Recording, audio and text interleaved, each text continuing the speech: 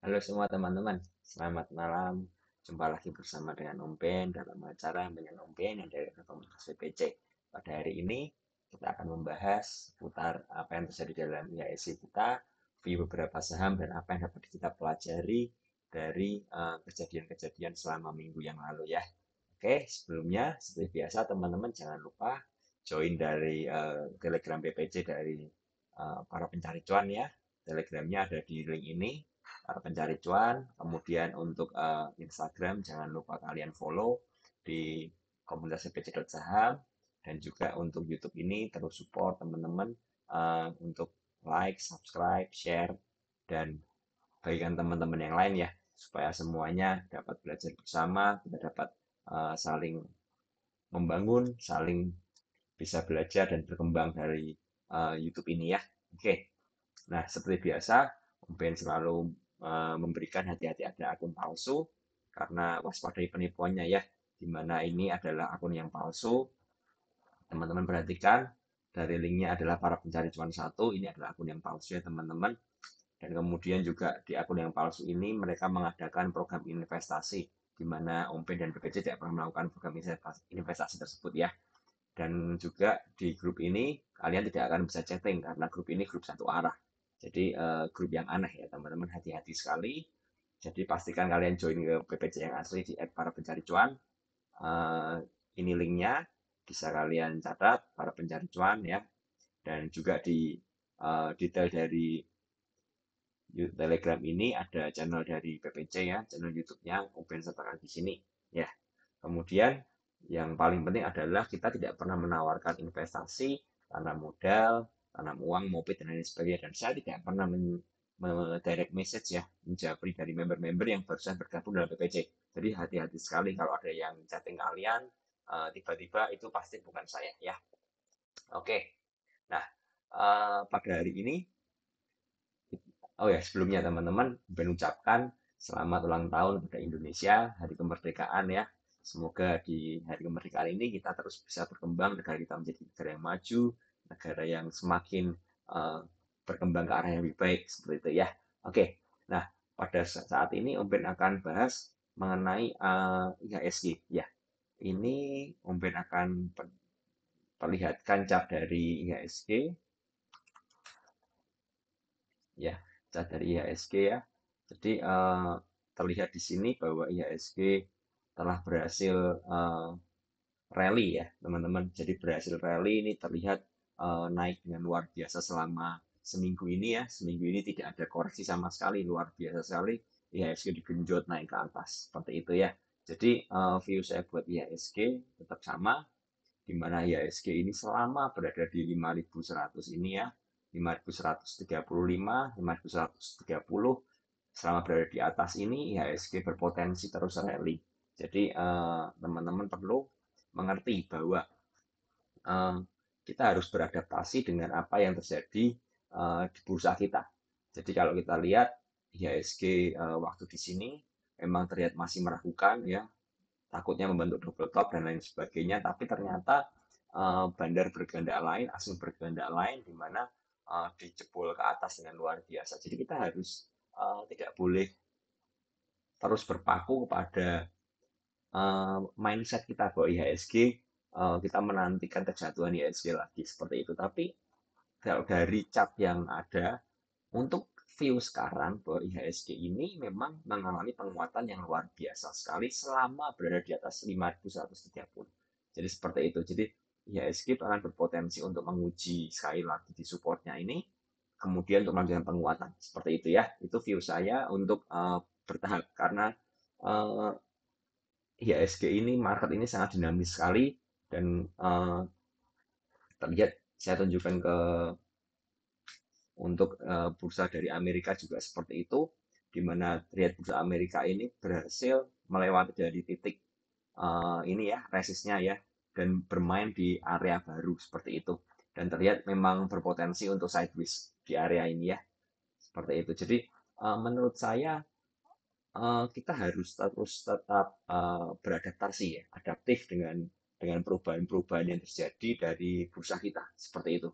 Tapi kita tidak boleh mengabaikan apa yang namanya faktor kewaspadaan seperti itu. Jadi saya selalu mengajarkan bahwa kita harus menerapkan manajemen risiko yang sangat baik sekali untuk bursa kita. Seperti itu. Jadi buat teman-teman yang mau beli dan lain sebagainya, saya selalu menyarankan bahwa kita harus paham risikonya dulu sebelum kita melihat rewardnya ke atas. Nah, pada minggu ini yang sangat menarik adalah di mana terjadi kejatuhan saham Friend ya. Ya, ini akan saya bahas sekalian. Terlihat sekali bahwa saham Friend ini setelah rally ke atas ya, rally ke atas mencapai titik 100 ini ya 168 ya. 168, kemudian dia terkoreksi ya, sempat turun ke 124, kemudian rally naik ke atas lagi menyentuh 151 dan akhirnya diguyur oleh DR ya. Nah, eh, yang menjadi pertanyaan sekarang adalah banyak dari teman-teman bilang bahwa Bandar Friend ini bandar yang licik seperti itu ya. Bandar Friend ini licik, Bandar Friend ini menjebak dari retail dan lain sebagainya, banyak meme-meme seperti itu ya. Tapi yang perlu kalian ketahui dan mau saya sampaikan di sini adalah bahwa Bandar Friend itu hanya melakukan aksi taking profit seperti itu ya. Jadi kalau kalian punya pemikiran bahwa Bandar Friend ini atau bandar dari beberapa saham adalah bandar yang jahat, itu salah besar menurut saya. Karena kalau kita ketahui memang bandar itu juga sama seperti kita, dia juga eh, berusaha mencari keuntungan dari pasar modal yang ada di Indonesia. Dalam hal ini saham Friend seperti itu ya. Nah, pertanyaannya adalah ketika harganya sudah rally ke atas kemudian dibanting, apakah bandar ini bandar yang kejam? Apakah bandar ini bandar yang licik? Menurut saya tidak. Karena itu normal sekali. Kita analogikan seperti ini saja. Seperti biasa saya ajarkan di mana ada teori perdagangan ya, di mana ada orang beli dan ada orang jual. Seperti itu. Ya, saya sebagai pedagang, saya akan membeli, saya akan mengumpulkan barang di harga yang murah dan saya akan berjualan di harga yang mahal. Itu cara untuk mencari keuntungan seperti itu. Nah, bandar pun seperti itu. Kalau kita lihat di chart ini ya, ini harga friend ini sempat sideways ya. Ini saya zoom out dulu ya. Nah, dia sempat sideways lama di sini ya teman-teman ya. Bentar saya gambarkan. Nah, ini. Dia sempat sideways lama di area ini. Nah, oke di sini ya. Nah, ini jelas sekali ya. Selama dari bulan April sampai ke bulan Juli, Juli akhir, Friend ini mengalami masa sideways dalam boxnya. Ya, ini box konsolidasinya, ini box sidewaysnya. Nah, pertanyaannya, selama masa konsolidasi ini, bandar itu biasanya mengumpulkan barang. Seperti itu. Nah, yang jadi masalah adalah sekarang ketika harganya bergerak naik, trader itu mempunyai kebiasaan atau latah ya. Latah di mana mereka takut tidak mendapatkan barang. Akhirnya mereka HK ya. Dan kebanyakan HK-nya pun berada di area atas seperti itu karena psikologisnya dipermainkan oleh oleh market. Nah, bayangkan kalau teman-teman membeli friend ketika dia berkonsolidasi ini terlihat sekali. Makanya saya jelaskan ya pentingnya kalian mengetahui yang namanya technical analisa. Beberapa orang mengatakan bahwa candlestick tidak dapat mengangkat harga. Saya sangat setuju sekali ya bahwa candlestick technical analisa tidak dapat menggerakkan harga dari sebuah saham. Karena yang menggerakkan harga adalah bandar itu sendiri. Tapi technical analisa atau candlestick pattern itu dapat digunakan untuk kita sebagai trader untuk menganalisa ya. Jadi perlu dipahami kenapa kalian mempelajari candlestick. Kenapa saya mempelajari candlestick? Bukan karena candlestick ini dapat mengangkat pergerakan harga, bukan karena candlestick ini dapat menggerakkan harga dari sebuah saham. Enggak. Yang menggerakkan harga itu jelas bandar ya, jelas bandar. Tapi candlestick ini perlu kita pelajari supaya kita mengerti di mana titik entry-nya ya, di mana titik entry dari sebuah saham. Nah, bayangkan kalau kita hanya mengikuti pola bandarmologi saja tanpa mengerti yang namanya candlestick pattern, tanpa namanya mengerti apa support dan resist. Sekarang pertanyaan saya, jika sebuah harga saham ya, misalnya saham BBRI dikuasai oleh asing, ya asing beli nih di harga 2.500. Kemudian karena kita mengerti bahwa kalau asing beli kita harus beli, itu secara bandarmologi seperti itu. Nah, pertanyaan saya adalah bagaimana titik entry-nya itu yang pertama. Oke, titik entry-nya gampang. Kalau asing beli, kita beli. Yang kedua adalah bagaimana money management-nya. Karena kita nggak pernah ngerti asing itu beli BBRI di 2.500 itu, misalnya asing beli net buy ya, net foreign buy-nya itu 500 M atau 1 T anggap aja, 1 triliun. Nah, kita nggak pernah ngerti 1 triliun itu berapa persen dari porsi yang dimiliki oleh modal asing. Kalau kita ngerti, misalnya, oh, 1 triliun itu adalah 10% dari modalnya asing, ya kita ikuti aja. Misalnya saya modal 100 juta, saya masukkan 10% dulu, 10 juta. Tapi masalahnya kita nggak pernah ngerti. Seperti itu ya. Nah, makanya dibutuhkan technical analisa. Untuk apa? Untuk mengetahui bahwa di mana titik dari support sebuah saham, di mana titik-titik dari harga bottomnya, seperti itu. Sehingga kita bisa mengukur resikonya, ya seperti ini. Contoh friend ya, ini paling gampang. Saya gambarkan contoh friend. Friend ini terkonsolidasi dalam box ini ya. Kalau kalian mengerti technical analisanya, kalian tidak akan membeli di harga 117. Karena apa? Ya, 117 ini adalah area atas dari box, area resist seperti itu ya. Beberapa kali nih lihat 1 kali, 2 kali ya gagal bertahan di area 117, kemudian yang ketiga baru berhasil. Tapi kalau kalian mengerti dari technical analisa, kalian akan membeli di harga bottomnya di 92 ya, 92, 95, 97. Area itulah ya. Kalian akan berusaha membeli di area bottomnya sini ya. Nah,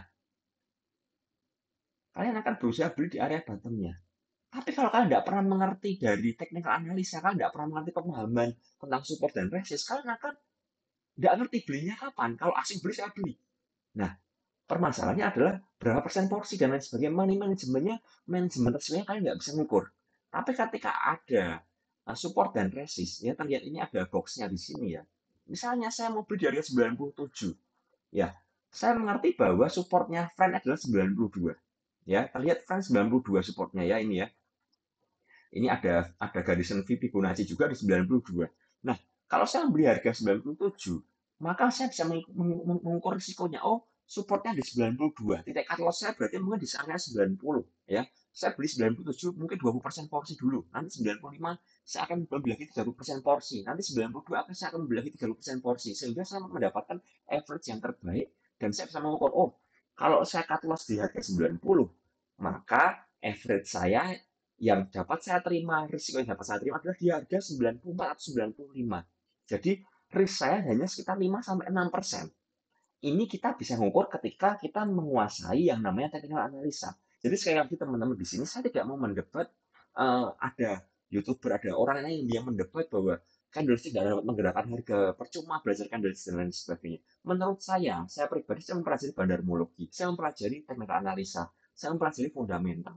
Karena apa? Analisa ini menggabungkan dan melengkapi pasal-pasal yang ada sehingga saya dapat mengambil keputusan yang terbaik dan sesuai dengan manajemen risiko yang dapat saya tanggung. Seperti itu ya, teman-teman.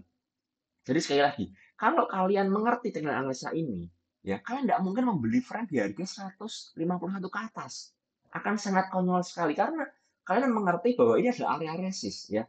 Jadi semisal tadi saya ulangi lagi ya, kalian membeli di harga 96, 97. Nah, kemudian ketika harga bergerak naik, kalian mungkin bolehlah take profit separuh ya.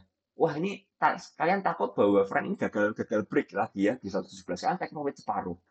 Kalian akan mendapatkan keuntungan seperti itu ya. Oke, jadi ketika harganya bergerak sampai arah sampai ke atas, kalian mempunyai average bawah. Ketika kalian memutuskan, oh harganya bergerak arah ini sudah break 117 dan menembus 126 seperti itu ya. Kemudian kalian memutuskan, saya sudah terlanjur jual separuh di harga 117 ini. Kemudian saya memutuskan untuk saya mau nambah barang. Oke, saya beli di 126. Average kalian akan naik tentu saja. Akan naik menjadi 110 misalnya seperti itu. Itu pun masih dalam tahap aman. Selama kalian mengerti kalau kembali ke 117 akan cut loss seperti itu ya. Nah, ketika harganya bergerak arah dan jebol ke atas, kalian tinggal memasang namanya trailing stop. Ya, seperti itu. Itu paling gampang sekali. Take profitnya di mana? Kalian bingung, kalian nggak ngerti, karena take profit itu adalah personal buat kalian. Seberapa besar kalian rela cuannya segitu ya. Seberapa besar, misalnya saya pedagang, saya rela cuan dari barang A ini, saya cuan 30% aja. Ya, saya akan jual di harga 30% dari harga modal, 30% plus harga modalnya itu. Nah, sama dengan saham. Kalau kalian mau menentukan gimana harga jualnya itu sebenarnya simpel sekali, itu personal buat kalian. Tapi entry-nya itu bukan personal menurut saya. Entry-nya itu ada pattern-nya, ada technical analisanya, entry-nya di harga bawah, ya seperti itu. Jualnya terserah kalian, sudah untung mau jual 3% silahkan, 5% silahkan, mau pakai trailing stop juga silahkan, seperti itu ya. Jadi menurut saya, orang-orang yang beli harga friend dan sangkut harga friend di harga di atas ini ya, saya anggap di atas 151 ke atas atau di harga 145 ke atas seperti itu ya di area ini. Itu adalah orang-orang yang tidak mengerti technical analisa. Itu yang pertama. Dan yang kedua adalah orang-orang yang takut kehilangan barang ketika harganya bergerak naik. Jangan lupa ada yang namanya teori kerumunan dalam sebuah saham, di mana kalau harganya bergerak naik, orang akan berbondong-bondong beli ya, tiba-tiba volumenya meningkat, seperti itu.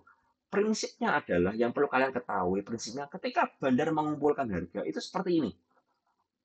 Ini bandar mengumpulkan barang ini di sini. Tidak ada volumenya sangat kecil, senyap ya. Itu yang perlu kalian mengetahui. Jadi kalau kalian ingin ngerti bandar kapan sih mengumpulkan barang? Ya ketika harganya sideways, bukan ketika harganya bergerak naik. Seperti itu. Ketika harganya bergerak naik, itu saatnya bandar mulai mendistribusikan barangnya. Seperti itu ya teman-teman. Jadi teman-teman perlu mengetahui itu. Jadi buat saya, kalau teman-teman banyak pertanyaan, friend bagaimana? Friend ini sedang mengalami masa-masa di mana bandarnya melakukan taking profit. Kalau bandar sedang taking profit, ya jangan dilawan. Seperti itu teori bandarmologi, teman-teman. Jadi penggabungannya seperti itu. Dan terlihat bahwa friend ini, ya saya tarik garisnya di sini ya, kembali masuk ke dalam area box konsolidasinya. Tentu saja area belinya di mana?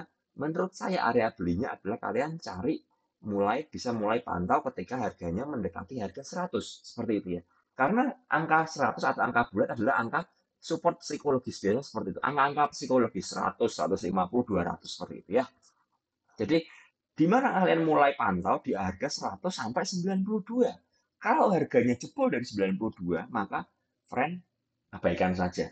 Itu dari segi teknikal analisa. Orang boleh menganalisa secara apa ya, fundamentalnya, laporan keuangannya, ada RUPS-nya dan lain sebagainya. Tapi yang paling gampang dimengerti adalah technical analisanya. Friend, itu kalian boleh beli ketika harganya mendekati 100. Ya, mendekati 100 sampai 92 itu dengan area cicil. Jadi saya pribadi kalau dia 100, kalau saya berminat dengan friend, saya akan melakukan test lot ya. Kalau kita dalam BPC kita sebutnya nyendal, ninggal sendal ya. Ninggal sandal jepit seperti itu ya, test lot akan sangat konyol sekali ketika kalian beli dalam jumlah besar.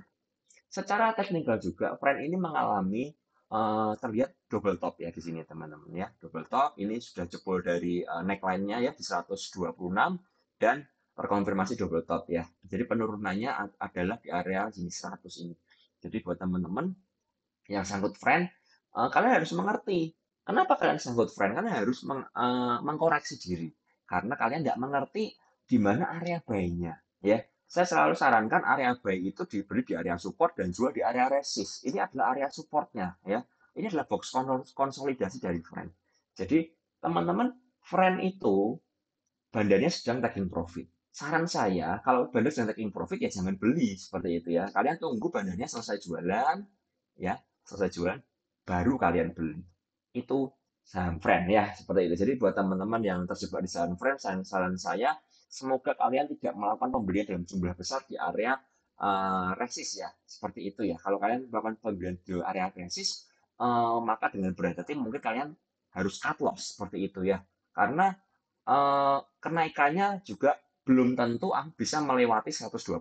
Selama friend membal dan tidak bisa melewati 126, itu masih dikategorikan technical rebound saja atau pantulan semu ya teman-teman. Kalau dia bisa tembus dari 126, maka dia berpotensi untuk kembali ke 151 seperti itu. Jadi teman-teman perlu paham pattern ini ya. Jadi bandar friend bukan bandar yang licik, bukan bandar yang kecil, tapi bandar friend adalah bandar yang sedang melakukan taking profit seperti itu. Sama ketika kalian sudah harga di atas, kalian taking profit. Bedanya adalah dia adalah bandar dan bandar punya barang yang sangat banyak. Itu yang menjadi perbedaan ya. Itu untuk saham friend. Nah, lalu ini ada berita, saya lanjutkan lagi ya. Bukan hoax, Locking Home beneran borong 942 juta saham BMTR ya. Ini berita hari ini 17 Agustus di jam setengah 2 sore. Jadi terlihat berawal dari sebuah foto berpose dengan MNC Group ya, chairman-nya Pak Haritanu Sudibyo, bahwa Friend ini membeli saham BMTR. Ya, BMTR juga sedang melakukan aksi korporasi private placement dengan menetapkan harga 200 per saham. BMTR adalah induk usaha dari MNCN dan IPTV. Nah, namun pada perdagangan Jumat lalu saham BMTR justru ambles 6,45% di level 232 per saham. Meskipun selama sepekan meroket 14,85% akibat rumor pasar tersebut. Ternyata rumor itu benar adanya bahwa Locking Hong membeli BMTR itu sebanyak 942.184.700 juta ya. Seperti itu. Dan tercatat di tanggal 14 Agustus. Jadi diasumsikan bahwa Locking Hong itu beli rata-rata di 214 per saham. Seperti itu ya. Untuk BMTR. Nah, pertanyaannya adalah seperti ini. Banyak pertanyaan yang masuk di grup PC juga. Apakah saham BMTR akan naik setelah Locking Hong beli? Seperti itu ya pertanyaannya. Nah, saya bukakan chartnya dari BMTR dulu ya teman-teman. Kita lihat BMTR. Nah, oke, sebentar. Nah, ini adalah chart dari BMTR ya. Terlihat sekali bahwa BMTR ini hampir sama seperti Friend ya, naik arah kemudian kencang menyentuh dari 306 ini ya, 306 kemudian rontok sampai 232. Siang beli di harga 300 yaitu kalian nyangkut di pucuk seperti itu ya. Sama seperti yang ulasan saya sebelumnya, kenapa kalian beli di pucuk? Kalau bisa beli di area support seperti itu. Di mana supportnya? Nah, ini pentingnya juga kalian mengetahui apa yang namanya technical analisa. Ya, terlihat jelas sekali teman-teman. Sekali lagi technical analisa tidak bisa menggerakkan harga sebuah saham, tapi technical analisa membuat kalian bisa mengerti di mana titik entry-nya. Oke, ini adalah garis dari downtrend line. Ini garis ini sudah ada sejak lama. Saya sudah garis ini sudah sejak lama. Jadi ini bukan dipas-pasin ya teman-teman, tapi ini garis yang benar-benar ada teorinya seperti itu. Ini benar-benar garis yang menghubungkan dua titik seperti itu ya. Nah, terlihat bahwa BMTR itu pada tanggal 22 Juli itu sudah break dari yang namanya downtrend line-nya ini ya. Dia break, dia ke atas tapi tidak bisa menembus area 226 ini di mana ada yang namanya titik resist dari Fibonacci 0,382 ya di area 226. Kemudian karena dia tidak bisa bertahan, kemudian dia turun dan sempat waktu itu ada berita bahwa BMTS gugat pilot seperti itu ya. Akhirnya dia gap down dan lain sebagainya, akhirnya turun di 185 terendah dan memantul. Nah, memantulnya ini adalah titik di mana yang menarik sekali karena dia berhasil break lagi dari resist downtrend-nya ini ya dan bertahan di atas. Di mana 201 terdapat area Fibonacci juga seperti itu. Jadi kesimpulannya adalah di mana area beli BMTR? Kalau kalian area scalping ya, teman-teman yang area bottom fishing, kalian akan mulai beli di area sini 190-an ya. Ketika dia break ini kalian spekulasi kalian beli. Tapi area aman adalah ketika dia menguji memantul-mantul di area 200 ya. Ini terlihat sekali teman-teman bahwa saya perbesar ya. Nah, BMTR ini beberapa kali menguji area 200-nya. Seperti itu ya. Nah, ketika ini yang pertama dia berhasil turun ya, jebol ya. Kemudian dia mantul naik lagi, ini berhasil bertahan. Nah, area 200 ini menjadi area buy yang sangat baik sekali. Karena apa? Dia berada di titik support. Yang pertama support psikologis di harga 200, yang kedua dia ada di area Fibonacci. Jadi ini adalah area belinya dari BMTR seperti itu secara technical analisa ya. Kemudian terlihat bahwa BMTR kemudian naik karena adanya rumor dari Locking Hong beli. Nah, sekarang pertanyaannya, Locking Hong beli apakah saham ini terus naik? Menurut saya tidak. Karena apa? Karena kita pakai logika aja. Ketika bandarnya mengerti bahwa Locking Hong membeli BMTR, ya, otomatis ya, Locking Hong membeli 942 juta lot. Ya, kalau ada orang yang beli segitu banyak, bandarnya dengan senang hati bisa mau jualan juga, kan dia mau taking profit seperti itu ya. Dia taking profit, ya. Dia jualan 942 juta lot juga tentunya ya ke Locking Hong. Nah, ditambah lagi adalah bahwa Anda perlu disadari bahwa market kita ini adalah market yang gampang panik oleh isu-isu liar seperti itu ya, oleh panic buy seperti itu dan terlihat sekali bahwa dia naik ke atas ya, kemudian bandarnya taking profit di sini atau orang-orang yang sudah beli di bawah pun juga melakukan taking profit ya, akhirnya harganya turun. Kalau dari chart seperti ini, BMTR sangat mungkin sekali untuk kembali ke area 200. Ya, sangat mungkin sekali karena ini chartnya terlihat sekali, banyak chart bearish ya, dua chart bearish yang luar biasa sekali ini ya, ekornya di atas, ya, dan 226 saya rasa juga akan jebol. Jadi mungkin dia akan sekitar 220-an mulai berkonsolidasi ya. Jadi itu area mulai area beli seperti itu ya, area test lot teman-teman ya. Nah, yang perlu kita ketahui adalah seperti itu. Jadi ketika Hong beli, itu Bandar memanfaatkan isu ini untuk berjualan. Karena apa? Pembelinya banyak. Kalau pembelinya banyak, Bandar berjualan dulu. Ya, seperti itu ya. Kita lihat Bandar jualan di atas ini. Ketika Bandar sudah selesai berjualan, harganya turun, Bandarnya apa? Ya, Bandarnya beli lagi. Itu adalah teori dari perdagangan yang ada dalam bursa kita. Itu yang perlu kalian ketahui. Jadi, kalau Hong beli, belum tentu harganya bergerak naik. Karena bandarnya bisa mengetahui bahwa terjadi pergerakan yang namanya panic buy itu. Ketika harga diguyur, adanya panic sell. Bandarnya mulai nampung dari bawah. Seperti itu. Nah, saya akan bukakan chart dari BMTR. Setelah saya bukakan chart ini, saya bukakan secara broksurnya ya dari BMTR ya. Saya bukakan dari BMTR terlihat mulai di sini saja ya. Saya ambilkan dari 4 Agustus sampai ke tanggal 11 Agustus. Apa yang terjadi di tanggal 4 sampai tanggal 11? Ya, kita lihat.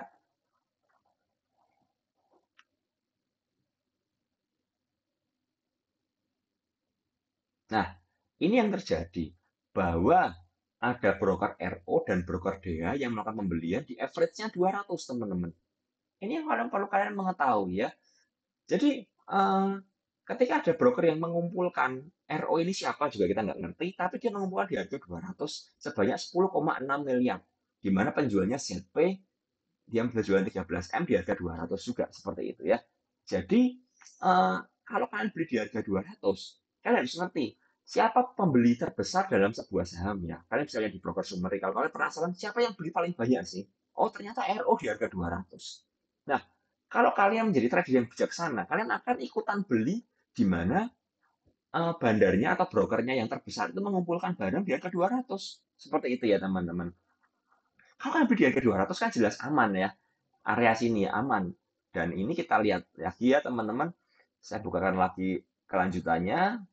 Bagaimana ketika tanggal 12 sampai tanggal 13 ya.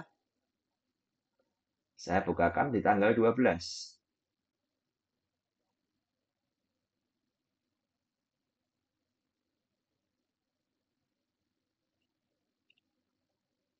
Oke, sebentar. Ini agak lama sih. Ya, di tanggal 12 itu tercatat bahwa YB melakukan pembelian average 262 ya. Penjualnya tentu saja GR dan lain sebagainya ya. Kemudian di tanggal 13 di mana harganya mulai diguyur ya. Dan perlu kalian pahami siapa yang membuat DMTR arah pada tanggal 12. Itu YB yang membuat DR arah karena dia membeli banyak di area harga atas 262. Nah, pada tanggal 13 YB yang tadi beli di 262 jualan di 288. Seperti itu ya. Nah, normal sekali YB dia taking profit setelah dia berjuang untuk membuat BMTR arah. Seperti itu ya. Dan dia berjualan ketika harganya 288. Ya, artinya dia mendapatkan profit 10% dari pembeliannya. Seperti itu ya. Nah, tapi ada broker IF yang nyangkut di harga 287. Seperti itu ya teman-teman. Nah, kita lihat kelanjutan BMTR sampai hari ini ya. Bagaimana broksungnya setelah diguyur habis-habisan itu. Nah, ternyata sampai pada hari ini ada broker GR dan juga YP yang masih sangkut ya. Nah, juga ada IF. IF tadi masih sangkut tapi dia dibiarin aja karena menurut dia mungkin porsi yang masih kecil juga ya. Saya tidak mengerti hal itu. Tapi yang perlu kalian mengetahui adalah siapa yang beli di harga atas itu menjadi korban dari orang-orang yang melakukan taking profit. Ya, itu yang perlu kalian ketahui ya, jadi teman-teman. Jadi terlihat sekali bahwa siapa yang beli di harga atas ini menjadi korban taking profit. Nah, pertanyaannya kenapa kalian beli di harga atas? Pertama, mungkin kalian tidak mengerti adanya teknik analisa, kalian tidak mengerti support resist, kalian tidak mengerti Fibonacci dan lain sebagainya ya. terlihat dari sini, ini sudah area resist, 266 ini sudah resist sebenarnya ya. Karena ini golden ratio dari Fibonacci, seperti itu. Jadi saya pribadi pun tidak membeli BMTR ketika harganya 266 ke atas. Karena menurut saya sangat konyol sekali.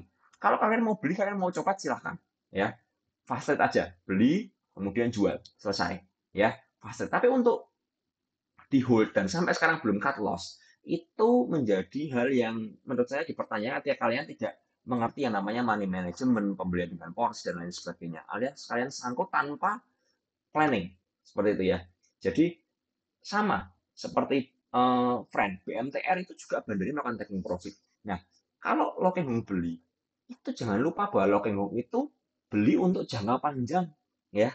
Lo Hong nggak pernah yang namanya fast trading seperti itu. Jadi dia pembelian jangka panjang dan itu pun kita nggak pernah mengerti berapa porsi dari kekayaannya lo Hong yang dia masukkan ke BMTR seperti itu ya.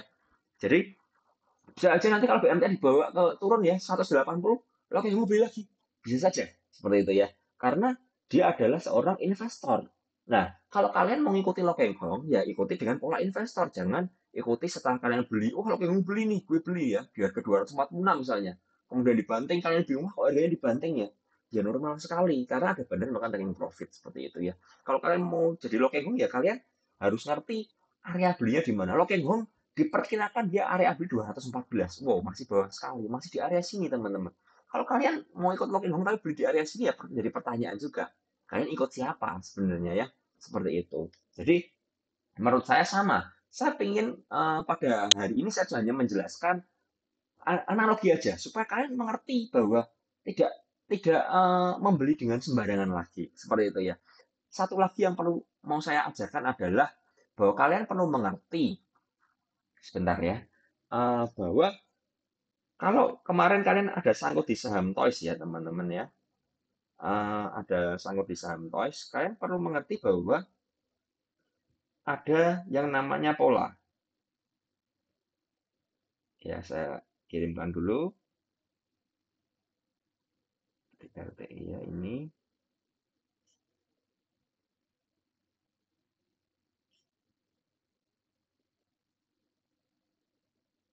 Nah, ini sudah saya kirim. Oke, saya buka kembali ke Telegram ya. Nah, kemarin banyak yang sangkut di saham Toys ya, di barangnya. Terus kalian harus mengerti yang namanya bandar itu memiliki kebiasaan. Saya tidak mendiskreditkan sebuah broker atau apa-apa, tapi dari pengalaman ya, bandar memiliki kebiasaan. Dan pada saat ini kita membahas bandar yang pakai broker NH Korindo atau kodenya XA ya. Nah, underwriter-nya aja XA Toys ya. Kita lihat Toys underwriter-nya XA. Nah, kalau kalian pengen beli saham IPO, ya kalian harus mengerti underwriter-nya siapa. Itu yang pertama. Dan yang kedua, kalian harus setelah mengerti underwriter-nya siapa, pelajari pola underwriter tersebut. Nah, kita buka BAPI ya. BAPI ini underwriter-nya juga NH Korindo. Harganya sekarang 50. Lagi ILS, underwriter-nya siapa? NH Korindo. Harganya berapa sekarang? 50 juga. Posa, underwear-nya NH Korindo. Harganya 50. Jadi kalau suatu saat Toys itu kembali ke harga 50, ya, dibawa ke harga 50 ya, jangan heran karena kalian harus mengerti underwriter-nya punya kebiasaan menidurkan saham tersebut, ya. Jadi intinya kenapa dia melakukan hal itu? Ya dia taking profit simpel aja. Bukan karena NH Korindo itu pada broker XA itu broker yang jahat. Enggak. Karena dia memang pengen taking profit. Dia prinsipnya seperti itu. Dia naikin harga, retail masuk, hajar taking profit, selesai. Dia tidak mau maintain dengan lama. Tidak mau maintain lagi, capek dia. Seperti kasarnya seperti itu ya teman-teman. Jadi kan harus paham. Nah, dan ada lagi ini saham IPO baru nanti tanggal 27 Agustus listing Transcon Jaya Tbk. Ya, kalian harus ngerti siapa underwriter-nya. Saya bukakan di sini ya. Ini listing 27 Juli, Transcon Jaya akan mengantongi dana IPO 93,75 miliar. Nah, pertanyaannya siapa underwriter-nya? Itu yang harus kalian ketahui sebelum kalian berjudi untuk beli dari saham tersebut ya. Karena ini masih saham baru, nggak bisa kalian pelajari polanya, agak susah. Tapi yang bisa kalian ketahui adalah bahwa Transcon Jaya itu UOB Kaihan Sekuritas, ya. Oh, BKIan itu broker AI ya, broker AI.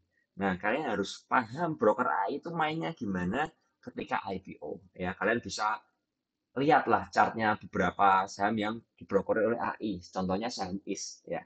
Kalian bisa lihat saham IS, kalian bisa lihat saham CSSI. Sorry, CCSI. CCSI itu juga broker AI seperti itu ya. Kalian bisa lihat ya bagaimana cara pergerakan bandarnya. Di situ saya tidak akan bahas di sini, tapi kalian lihat aja chartnya, historinya. Kalian bisa mengerti bahwa bagaimana underwriter UOB Kaihian Sekuritas itu memainkan saham IPO ya. Jadi teman-teman, saya ajarkan di sini. Kalian harus mengerti pola mainnya seperti itu ya. Kalian pakai teknikal analisa, kalian pakai fundamental analisa, kalian pakai bandar mortgage, semuanya tersedia ya. Di sini saya memakai semua, mau foreign flow juga saya pakai. Kalau selama bisa membuat saya bisa menganalisa sebuah saham. Itu ya teman-teman ya. Nah, yang terakhir mau saya bahas adalah sebentar ya. Yang mau terakhir saya bahas adalah saham tower. Nah, saham tower. Sebentar saya bukakan chartnya. Saham tower ini juga sering dibahas dan kalian harus mengerti pola mainnya. Seperti itu ya. Oke, ini saham tower ya. Saham tower uptrend berat ya. Sudah uptrend ini terlihat ya. Ini uptrend dari harga 500 ya. Dari Maret akhir 575 naik sampai 1100-an. Artinya sudah hampir 100%. Seperti itu ya. Buat orang-orang fundamen berkata bahwa tower ini saham yang menarik untuk dibeli, saya setuju sekali. Ini saham yang bagus, saham yang fundamentalnya oke, tapi masalahnya adalah entry-nya di mana. Nah, ini jadi pertanyaan. Nah, entry-nya di mana? Terlihat bahwa kemarin itu sudah berhasil memantul dari 1015. Nah, saya akan bikin garis aja di sini. Ingat ya teman-teman, saya bikin garis di sini buat sebagian orang yang mentertawakan dari analisa teknikal akan berkata garisin aja supaya sahamnya tidak turun. Bukan seperti itu. Jadi bukan digaris supaya tidak turun, tapi digaris supaya mengerti di mana area supportnya. Jadi teman-teman yang ngomong teknik analisa itu digaris garisannya, kalau mau jebol support kasih garisan lagi, itu orang yang bodoh menurut saya. Nggak ngerti soal teknik analisa. Teknik analisa bukan seperti itu. Teknik analisa dipakai untuk mengetahui supportnya. Tujuannya apa? Bukan untuk menahan pergerakan harga. Jangan bodoh. Ya, supportnya adalah di mana titik area kita mulai beli. Tidak ada urusannya dengan pergerakan harga sekali lagi ya teknikal analisa. Jadi di sini terlihat bahwa ini sudah ada pantulan di 1015. Jadi ini sudah bisa yang masuk yang dinamakan spekulasi buy ya. Kalian bisa spekulasi buy. Tapi lihat ada resist di 1050. Jadi dia akan kalau memang dia kuat di arah sini, dia akan membentuk yang namanya box konsolidasi lagi seperti frame tadi ya. Tapi ini pun kita akan analisa lagi nanti setelah beberapa hari seperti itu. Jadi buat saya pribadi untuk saham tower ini masih masuk dalam area spekulasi buy. Jadi kalau mau beli boleh beli tapi dicicil, jangan asal beli seperti itu ya. Nanti kalau jebol saya yang disalahkan. Bukan seperti itu, tapi ini area spekulasi buy. Area spekulasi buy atau test lot ya teman-teman. Kalau dia berhasil break dari 1050, ya ini akan sangat bagus sekali karena mulai adanya terkonfirmasi untuk rebound ya seperti itu ya. Tapi support area amannya di 1015. Di bawahnya itu masih ada support di 990 dan harga 1000 sebagai support psikologis. Jadi buat teman-teman yang mau beli tower mungkin bisa tes di area sini ya, di area support ini ya. Jadi sekali lagi saya sarankan technical analisa dipakai untuk mengetahui support dari sebuah saham. Seperti itu ya, bukan untuk menahan pergerakan harga atau menggerakkan sebuah saham. Tidak. Ya. Candlestick tidak bisa menggerakkan sebuah saham karena yang menggerakkan adalah bandarnya. Nah, ini akan saya lengkapi dengan foreign flow-nya ya. Kita lihat saham tower. Jadi saya menggunakan analisa yang saya mix supaya saya mendapatkan analisa yang terbaik, yang ideal seperti itu ya. Kita lihat bahwa tower ini masih buangan ya, masih ada buangan, tapi memang untuk terakhir kemarin buangnya sudah mulai kecil seperti itu ya. Ketika mantul ini buangnya sudah mulai kecil. Ini menarik sekali apalagi ketika nanti asing mulai inflow lagi ke saham tower. Jadi perlu kalian pantau ya, perlu kalian pantau. Ini sudah cukup menarik sekali ya, sudah cukup menarik sekali saham tower ini. Jadi buat teman-teman yang mau masuk tower ya, bisa pantau ya, foreign flow-nya juga sudah mulai reda, jadi yang jual juga sudah mulai reda. Nah, saya mau kasih clue aja buat saham tower. Kalau kalian mau beli saham tower, kalian perhatikan ini. Kita lihat tanggal 14 kemarin ya. Bagaimana broker summary-nya tanggal 14. Nah, terlihat bahwa sudah guyurannya asing sudah mulai reda. Kita lihat foreign-nya ya, bagaimana asingnya. Oke, asingnya sudah mulai sedikit jualannya ya, tidak terlalu banyak. Artinya apa? Artinya asingnya ini AI jualan 32 M, tapi ada CC yang nampung 31 M. Seperti itu ya. Ada broker SQ ya, SQ BCA Sekuritas ya. Dia beli 24 M. Ya, seperti itu. Bagaimana dengan domestiknya? Kita lihat domestiknya SQ juga ya, mendominasi, dia beli di harga 8,8 M dan YU yang jualan di harga total 6,3 M. Nah, kalau kalian mau beli saham tower, menurut saya saham tower ini terlihat jelas sekali polanya, di mana ketika SQ masih beli itu masih aman ya, meskipun diguyur masif ya. Tapi ketika SQ mau ada yang mau nadahin ya, kita lihat ya, ini ada yang mau nadahin, itu masih cukup aman. Saya bukakan capnya, saham tower mulai diguyur ya, kita lihat mulai diguyur di sini tanggal ini. Oke, tanggal 7 ya, kita lihat tanggal 7.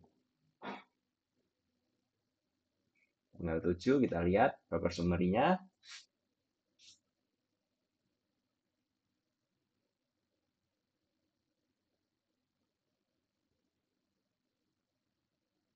Nah, terlihat sekali bahwa walaupun diguyur masif, ada SQ yang masih menahan saham tower. Terlepas dari itu apakah jarum atau bukan, itu saya juga nggak ngerti. Tapi yang perlu kita ketahui adalah pattern-nya seperti itu ya. Selama SQ masih beli dan tidak ada yang guyur, saham tower menjadi saham yang menarik karena saham ini di-maintain oleh SQ. Seperti itu ya, oleh orang-orang yang memakai broker BCA Sekuritas. Jadi buat teman-teman yang beli tower, saran saya tadi ya, ingat ya, selama SQ masih beli masih menarik. Yang kedua, perhatikan guyuran dari asing. Kalau asingnya sudah berkurang, sudah selesai guyur, kalian bisa mulai masuk lagi. Dan yang ketiga adalah perhatikan technical analisanya. Ketika dia masih bergerak dalam box ini, ya, ini masih aman, ya. Jadi ketika kalau dia sampai jebol, batasnya adalah di 970. Ya, ini adalah batasnya. Jadi saya tidak mengetahui apakah ini sampai di sini, ya akan kita lihat beberapa hari ke depan. Tapi selama dia tidak jebol dari 1015, itu sangat bagus sekali. Tapi itu masih area spekulasi buy ya teman-teman ya. Jadi kalian harus atur porsi baik-baik karena kita tidak pernah mengerti redanya kapan. Kalau mau aman ya tunggu reda dulu. Tunggu reda, tunggu melandai seperti ini ya. Ini ya, melandai seperti ini baru kalian masuk ya. Tunggu melandai ini area-area akumulasi dari bandarnya seperti itu ya. Sideways kalian mulai masuk cicil. Dan ingat saham tower ini adalah saham invest ya. Jadi jangan berharap saham tower ini tiba-tiba akan arah. Mungkin akan arah tapi menurut saya saham ini pergerakannya cukup rapi sekali. Ya, tadi ya dari chartnya ini cukup rapi sekali ya. Dan ini masih uptrend. Kalau mau dilihat garisannya, ini saya singkirkan dulu. Oke, kalau teman-teman mau lihat dari trendline-nya, ini bisa digaris seperti ini. Nah, oke, bisa seperti ini. Tapi so far memang trendline-nya dia sudah jebol ya teman-teman ya. Ini. Nah,